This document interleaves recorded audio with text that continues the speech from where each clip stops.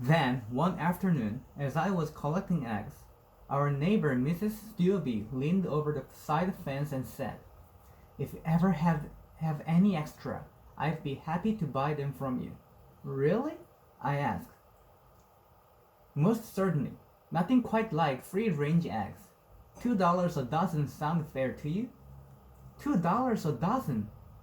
I laughed and said, "Sure." "Okay then, whenever you have some extras, just bring 'em over. Mrs. Helms and I got to discussing it last night on the phone. But I asked you first, so make sure you offer them up to me before her, okay, Julie?" "Sure thing, Mrs. Stewby." Between Mrs. Stewby and Mrs. Helms, three doors down, my egg overflow problem was served. And maybe I should have turned the money over to my mother as payment for having destroyed the backyard. But one nonsense, Juliana. "It's yours," was all it took for me to start squirreling it away. Then one day, as I was walking down to Mrs. Helm's house, Mrs. Losky drove by. She waved and smiled, and I realized with a pang of guilt that I wasn't being very neighborly about my eggs. She didn't know that Mrs. Helms and Mrs. Stewby were paying me for these eggs. She probably thought I was delivering them out of the kindness of my heart. And maybe I should have been giving the eggs away. But I'd never had a steady income before. Allowance at our house is a hit or miss sort of thing. Usually a miss. And earning money from my eggs gave me this secret happy feeling, which I was reluctant to have the kindness of my heart encroach upon. But the more I thought about it, the more I realized that Mrs. Losky deserved some free eggs. She had been a good neighbor to us, lending us supplies when we ran out unexpectedly and being late to work herself when my mother needed a ride because our car wouldn't start. A few eggs now and again. It was the least I could do. There was also the decidedly blissful possibility of running into Bryce. And in the chilly sparkle of a new day, Bryce's eyes seemed bluer than ever. The way he looked at me, the smile, the blush. It was a Bryce I didn't get to see at school. The Bryce at school was way more protected. By the third time I brought eggs over to the Loskis, I realized that Bryce was waiting for me, waiting to pull the door open and say, "Thanks, Julie, and then see you at school." It was worth it. Even after Mrs. Helms and Mrs. Stewby offered me more money per dozen, it was still worth it. So, through the rest of 6th grade, through all of 7th grade, and most of 8th, I delivered eggs to the Loskis. The very best, shiniest eggs went straight to the Loskis, and in return I got a few moments alone with the world's most dazzling eyes. It was a bargain.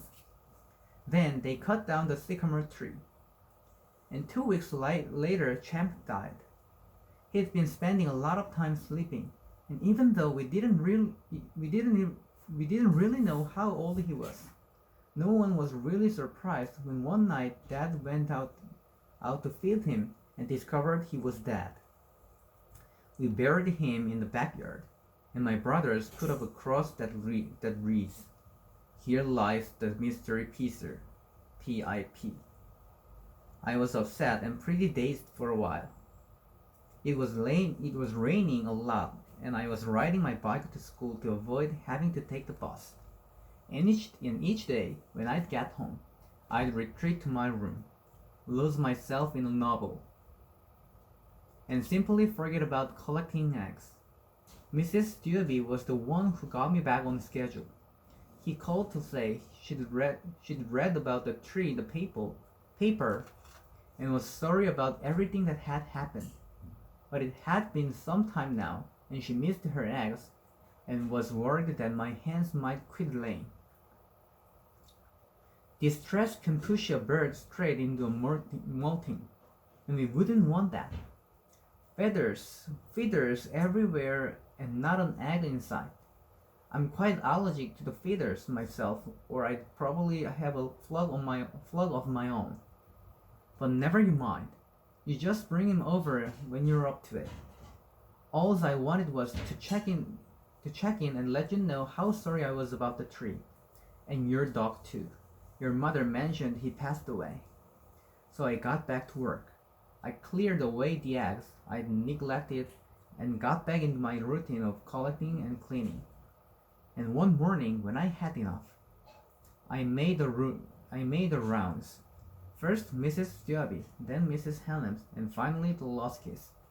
And as I stood at the Loskis' threshold, it occurred to me that I hadn't seen Bryce in the longest time. Sure, we'd both been at school, but I'd been so preoccupied with other things that I hadn't really seen him.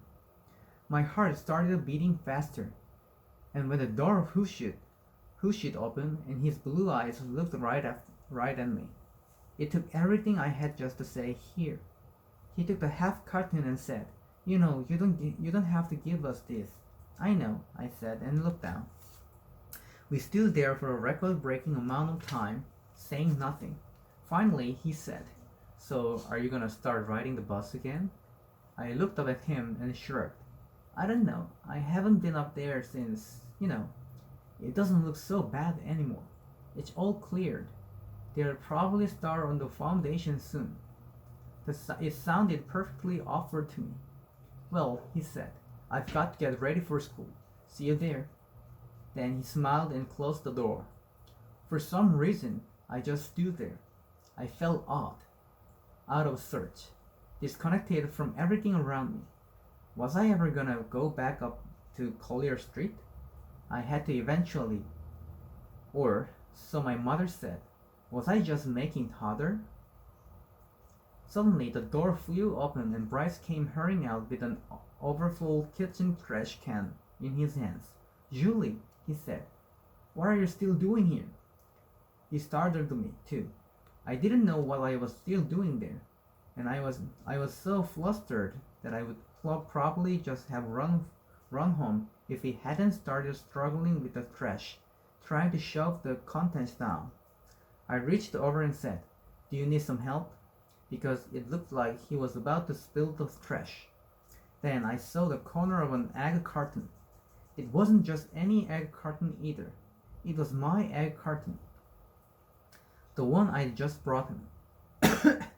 And through the little blue cardboard arcs, I could see eggs. I looked from him to the eggs and said, "What happened? Did you drop them?" "Yeah," he said quickly. "Yeah, and I'm really sorry about that." He tried to stop me, but I took the carton from the trash, saying, "All of them?" I opened the carton and gasped. 6 whole perfect eggs. "Why'd you throw them away?" He pushed past me and went around the house to the trash bin, and I followed him, waiting for an answer. He shook the garbage out, then turned to face me. "Does the word salmonella mean anything to you?" "Salmonella? That my mom doesn't think it's worth the risk." I followed him back to the porch. "Are you saying she won't eat them because she's afraid of being poisoned?" "Poisoned? Why?" Because your backyard is like covered in turds. I mean, look at your place, Julie." He pointed at our house and said, "Just look at it. It's a complete dive." "It is not," I cried, but the truth was sitting right across the street, impossible to deny. My throat suddenly choked closed, and I found it painful to speak. "Have you always thrown them away?" He shrugged and looked down. "Julie, look, we didn't want to hurt your feelings." "My feelings? Do you realize Mrs. Stuaby and Mrs. Helens pay me for my eggs?" "You're kidding." "No, they pay me $2 a dozen." "No way." "It's true.